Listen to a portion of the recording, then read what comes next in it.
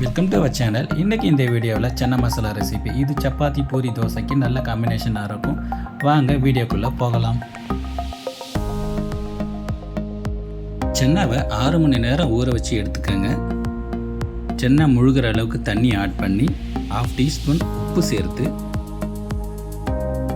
ஸ்டவ்வை மீடியம் ஃப்ளேமில் வச்சுக்கோங்க. 4லேருந்து 5 விசில் வரட்டும். ப்ரெஷர் ரிலீஸ் ஆனதுக்கப்புறம் ஓப்பன் பண்ணி பார்க்கலாம். சென்னா 70 to 80% குக் ஆனால் போதும். ஏன்னா நம்ம மறுபடியும் மசாலாலாம் சேர்த்ததுக்கப்புறம் விசில் வைப்போம். மிக்சர் ஜாரில் துருவிய தேங்காய் 1/4 கப், பொட்டுக்கடலை 1 டீஸ்பூன், முந்திரி பருப்பு கொஞ்சம், ஊற வச்ச கசகசா 1/2 டீஸ்பூன், 1/4 கப் சென்னா எடுத்து கொஞ்சமாக தண்ணி ஆட் பண்ணி ஃபைன் பேஸ்ட்டாக அரைச்சி எடுத்துக்கோங்க. குக்கரை ஹீட் பண்ணி ஆயில் சேர்த்து பிரியாணி இலை, கிராம்பு, பட்டை, ஏலக்காய் சேர்த்து லைட்டாக வதக்கி பெரிய வெங்காயம் 2 எடுத்து பொடியாக நறுக்கி சேர்த்துக்கோங்க. வெங்காயத்தை ஒரு 2 நிமிஷம் நல்லா வதக்கி விடுங்க.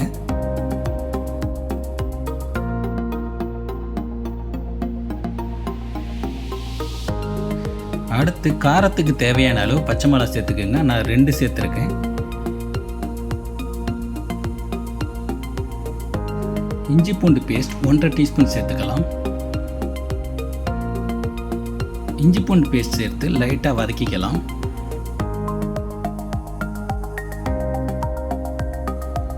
இப்போ தக்காளி 2 எடுத்து அரைச்சி சேர்த்துக்கலாம். ஆயில் பிரிஞ்சு வர வரைக்கும் வதக்கி விடுங்க. அடுத்து மசாலா பவுடர்லாம் சேர்த்துக்கலாம். மஞ்சத்தூள் 1/2 டீஸ்பூன், மிளகாய்த்தூள் 1/2 teaspoon, Kashmiri chilli powder 1/2 teaspoon, தனியாத்தூள் 1 டீஸ்பூன்,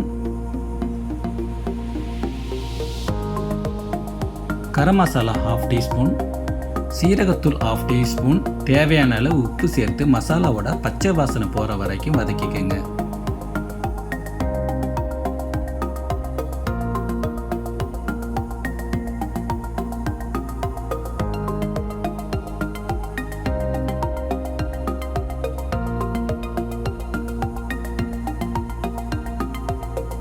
ஆயில் பிரிஞ்சு வர ஸ்டார்ட் ஆகிடுச்சு. இப்போ நம்ம சென்னாவை ஆட் பண்ணிக்கலாம்.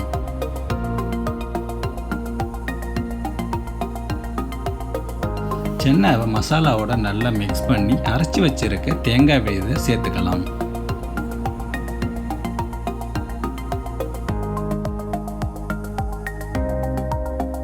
கோகனட் பேஸ்ட்டை சென்னாவோட நல்லா மிக்ஸ் பண்ணி சென்னா மசாலாவுக்கு தேவையான அளவு தண்ணி ஆட் பண்ணிக்கலாம்.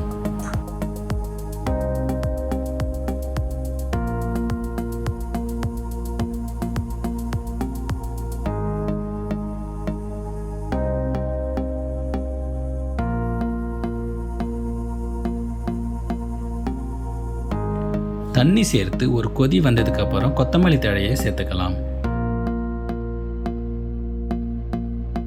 ஸ்டவ் மீடியம் ஃப்ளேமில் இருக்கட்டும். ஒரு 3 to 4 விசில் வந்ததுக்கு அப்புறமா ஸ்டவ்வை ஆஃப் பண்ணிடலாம்.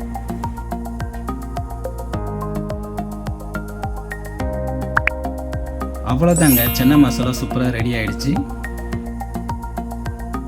சென்னா மசாலா நிறைய டைப்பில் பண்ணுவாங்க. நீங்கள் இந்த மாதிரி ட்ரை பண்ணி பாருங்கள். இது சப்பாத்தி, தோசை, பூரிக்கு ரொம்பவே நல்லாயிருக்கும். இந்த வீடியோ பிடிச்சிருந்தால் லைக் பண்ணுங்கள், ஷேர் பண்ணுங்கள், கமெண்ட் பண்ணுங்கள். மறக்காமல் சேனலை சப்ஸ்கிரைப் பண்ணி சப்போர்ட் பண்ணுங்கள்.